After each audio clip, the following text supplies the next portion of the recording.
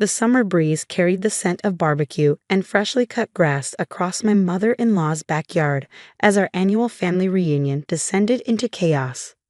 My sister-in-law, Victoria, stood in the center of the gathering, holding my 12-year-old daughter Emma's pearl necklace, a gift from their grandmother on her deathbed.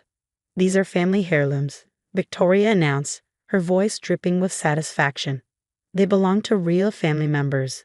My children have pure Mason blood. Yours don't." I watched helplessly as my daughter's eyes filled with tears.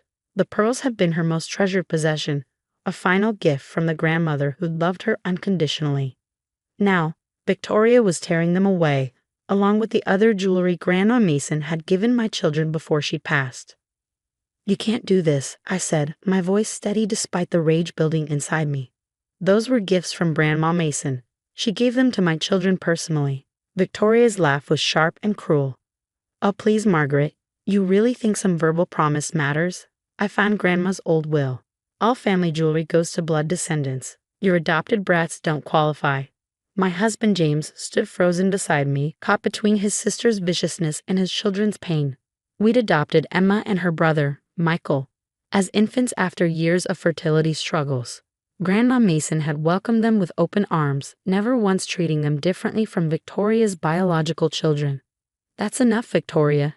James finally spoke up, but his voice lacked conviction. He'd always struggled to stand up to his domineering older sister. "No, it's not enough," Victoria snapped. "I'm tired of pretending these children deserve our family's legacy. My kids are the true heirs." She turned to her teenagers, Jessica and Bradley, who stood smugly nearby. "Here, darling, this pearl set belongs to you now." I watched in horror as she fastened my daughter's necklace around Jessica's throat. The 15-year-old preened, shooting Emma a triumphant look. Bradley was already pawing through the box of watches and cufflinks that had been given to Michael. The other relatives shifted uncomfortably but said nothing. Victoria had ruled the family ever since their parents passed, her force of personality steamrolling anyone who dared oppose her. But as I watched my children's hearts break, something inside me hardened into steel. "You have no idea what you're doing," I said quietly. Victoria barely spared me a glance, too busy distributing my children's inheritance to her precious offspring. "Oh," she smirked. "And what exactly am I doing, Margaret? Besides ensuring family heirlooms stay with real family?" I met her gaze steadily. "Making the biggest mistake of your life." She laughed again, but this time I heard a flicker of uncertainty. She'd expected me to break down, to cause a scene.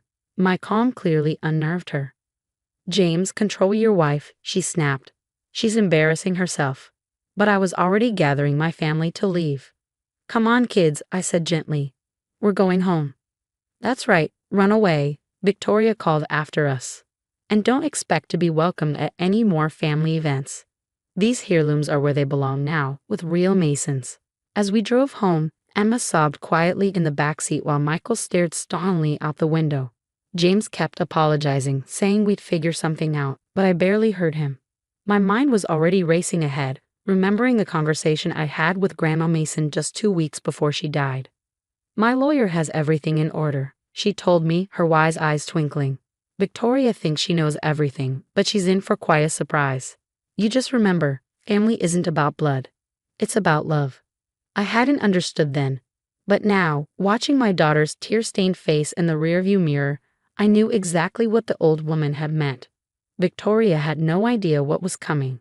That evening, after putting the kids to bed with extra hugs and promises that everything would be okay, I made a phone call to Mr. Patterson, Grandma Mason's longtime attorney. His response was exactly what I'd hoped for. "I was wondering when this would happen," he said grimly. "I think it's time we show Victoria the real will, don't you?" I smiled into the phone, feeling the weight lift from my shoulders. "Yes, Mr. Patterson. I think it's definitely time." Victoria had just declared war on my children, thinking she held all the cards. But Grandma Mason had taught me well. Always be prepared and never let anyone mistake your kindness for weakness. The real battle was just beginning, and this time, I wasn't going to back down. The next morning, I sat in Mr. Patterson's office, surrounded by leather-bound law books and the comforting scent of old paper. He pulled out a thick manila envelope sealed with the law firm's official stamp. Elizabeth Mason was a remarkable woman, he said, carefully extracting the documents. She knew exactly how Victoria would react when she passed. That's why she took such precise measures. I leaned forward as he spread out the paperwork. There it was, Grandma Mason's true will, properly notarized and filed with the court. My hands trembled slightly as I read the first page. This is very different from what Victoria claims to have found, I observed. Mr. Patterson nodded grimly. That's because what Victoria has is an old draft from 10 years ago. Elizabeth updated her will shortly after your children's adoption. She was very specific about her wishes. The words on the page made my heart swell. I, Elizabeth Mason, being of sound mind, declare that all my grandchildren, both biological and adopted, shall share equally in my estate. Blood relation is not and never has been a determining factor in my definition of family. There's more, Mr. Patterson said, turning to the next page, a special provision regarding the family jewelry. I read on, a smile spreading across my face. Grandma Mason hadn't just included my children in her will. She'd specifically protected them from exactly this situation. The jewelry Victoria had seized wasn't just meant for my children. It was legally bound to them through an irrevocable trust. So Victoria has essentially committed theft, I said quietly. Precisely. Mr. Patterson's expression was stern. And given that these items are valued at over $50,000, we're talking about grand larceny. Just then, my phone buzzed. A text from Victoria. Jessica wore Emma's pearls to church today. Everyone said they looked so much better on a real Mason. I showed the message to Mr. Patterson. He frowned, adding it to his growing file of evidence. Shall we proceed with the legal notifications? I thought about Emma's tears, Michael's quiet hurt, and years of Victoria's subtle and not-so-subtle jabs at my children's adoption status. Yes, I said firmly. It's time. The next day, Victoria received official correspondence from Mr. Patterson's firm. I wasn't there to see her reaction, but James told me she called him screaming, her voice hitting octaves he didn't know existed. This is ridiculous, she shrieked through the phone. Some trumped-up legal nonsense won't change the fact that my children are the real heirs. But her bravado crumbled when the second letter arrived, this one from the district attorney's office. Grand larceny charges weren't something even Victoria could bulldoze her way through. She showed up at our house that evening, makeup slightly smeared, clutching the jewelry box. This is emotional manipulation, she accused, thrusting the box at me. You're using legal tricks to steal my children's inheritance. I took the box calmly, checking that everything was accounted for. No, Victoria, I'm enforcing Grandma's actual wishes, the ones she put in writing legally, specifically to prevent this exact situation. She was old, Victoria snapped. She didn't know what she was doing. Actually, I replied, she knew exactly what she was doing. Would you like to see the video she recorded with her will? Victoria's face went pale. What video? I pulled out my tablet, queuing up the footage Mr. Patterson had provided. There was Grandma Mason, sharp as ever in her favorite blue sweater, speaking directly to the camera. If you're watching this, it means Victoria has tried to exclude my adopted grandchildren from their inheritance. Victoria, dear, I love you, but your obsession with blood relations stops here. Emma and Michael are Masons in every way that matters. The jewelry I gave them is legally theirs. And if you've tried to take it, well, I'm sure Mr. Patterson has already explained the consequences. Victoria sank onto our couch, her carefully constructed superiority crumbling. You planned this. You and Grandma, you set me up. No, I corrected her. Grandma simply knew you well enough to protect all her grandchildren from your prejudice. The only person who set you up was you. She left shortly after, but not before trying one last manipulation. If you do this, if you humiliate me legally, you'll destroy this family. I looked at her steadily.